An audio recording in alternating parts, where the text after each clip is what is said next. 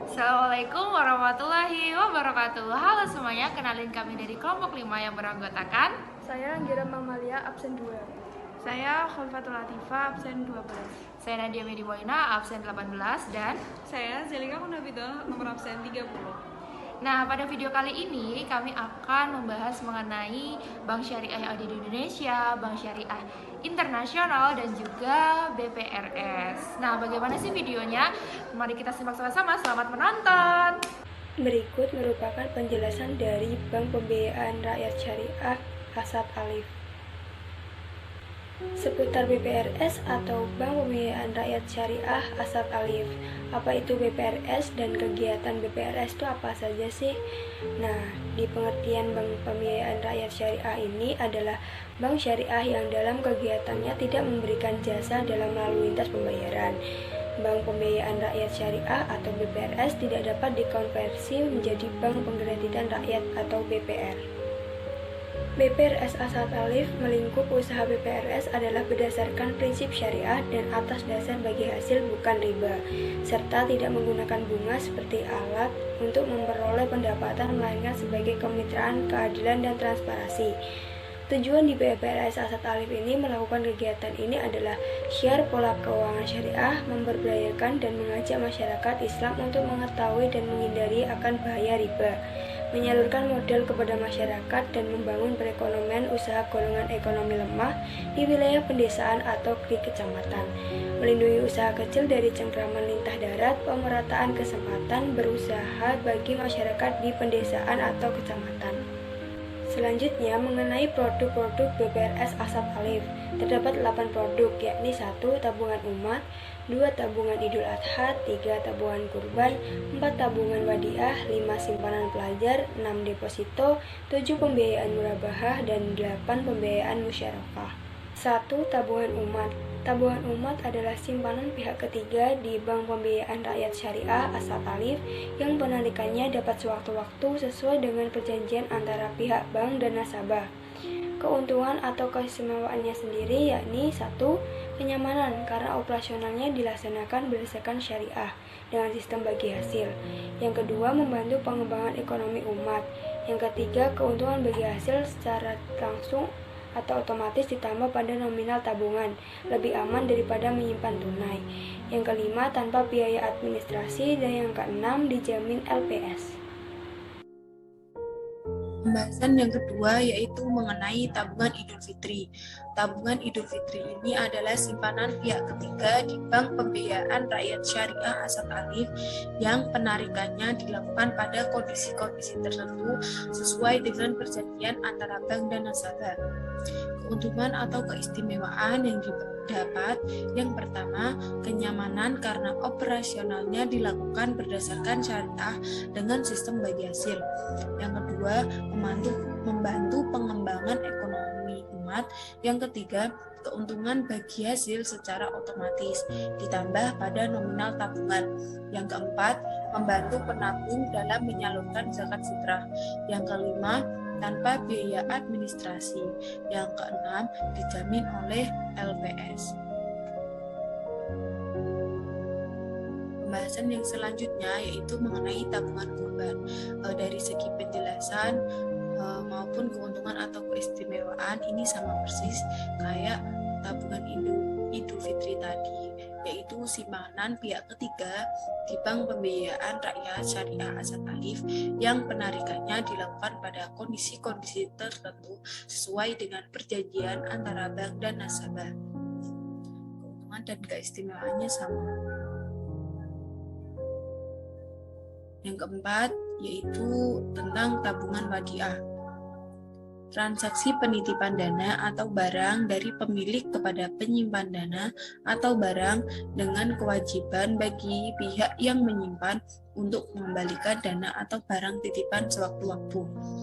Keuntungan atau keistimewaan dari tabungan wadiah ini, yang pertama, kenyamanan karena operasionalnya dilaksanakan berdasarkan syariah dengan sistem tanpa bagi hasil.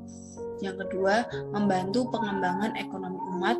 Yang ketiga, nominal tabungan nasabah akan tetap tanpa ada penambahan bagi hasil. Yang keempat, tanpa biaya administrasi, dan yang terakhir yaitu dijamin oleh LPS sendiri. Oke, yang kelima adalah simpanan pelajar. Nah, simpanan pelajar ini merupakan simpanan pihak ketiga di Bank Pembiayaan Rakyat Syariah Asad Alif yang penarikannya dapat sewaktu-waktu sesuai dengan perjanjian antara pihak bank dan nasabah.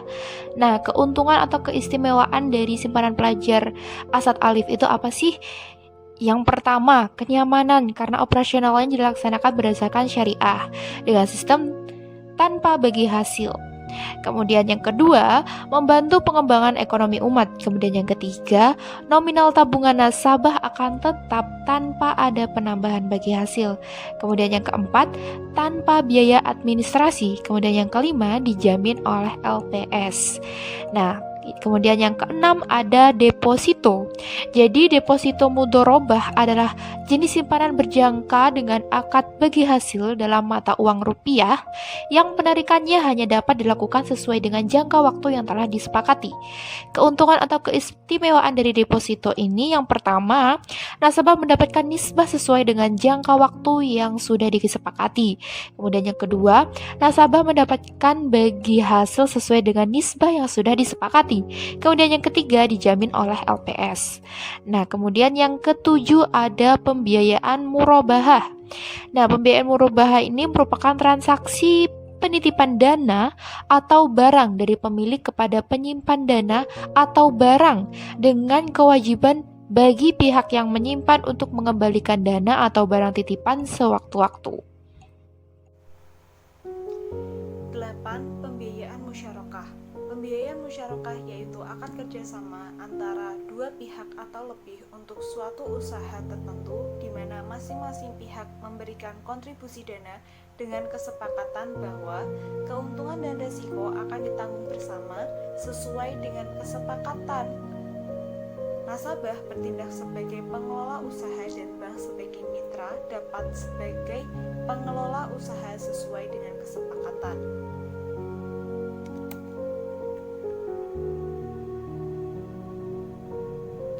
Untuk standar operasional produk pembiayaan yaitu A. Bank dan nasabah harus melakukan akad murabahah bebas riba. B. Barang yang diperjualbelikan tidak diharamkan syariat Islam. C. Bank membiayai sebagian atau seluruh harga pembelian barang yang telah disepakati kualifikasinya. D. Bank membeli barang yang diperlukan nasabah atas nama bank sendiri dan pembelian harus sah dan bebas riba. C. Bank harus menyampaikan semua hal yang berkaitan dengan pembelian, misalnya jika pembelian dilakukan secara hutang. F. Bank kemudian menjual barang tersebut kepada nasabah pemesan dengan harga jual senilai harga beli plus keuntungannya. Dalam hal ini, bank harus memberitahu secara jujur harga pokok barang kepada nasabah berikut biaya yang diperlukan. G. Nasabah membayar harga barang yang disepakati tersebut pada jangka waktu tertentu yang telah disepakati. H. Untuk mencegah terjadinya penyalahgunaan atau kerusakan akad tersebut, pihak bank dapat mengadakan perjanjian khusus dengan nasabah. I.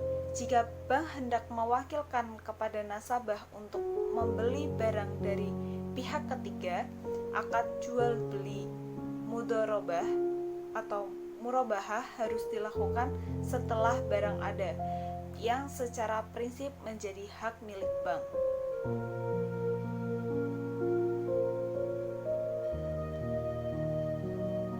Terima kasih atas perhatian teman-teman. Sekian materi yang dapat kami sampaikan. Wassalamualaikum warahmatullahi wabarakatuh. Nah, demikian video pembahasan dari kelompok kami mengenai Bank Syariah. Semoga video yang kami berikan bisa bermanfaat bagi kalian semua. Terima kasih sudah menonton. Wassalamualaikum warahmatullahi wabarakatuh. Dadah. Jangan lupa like, comment, subscribe.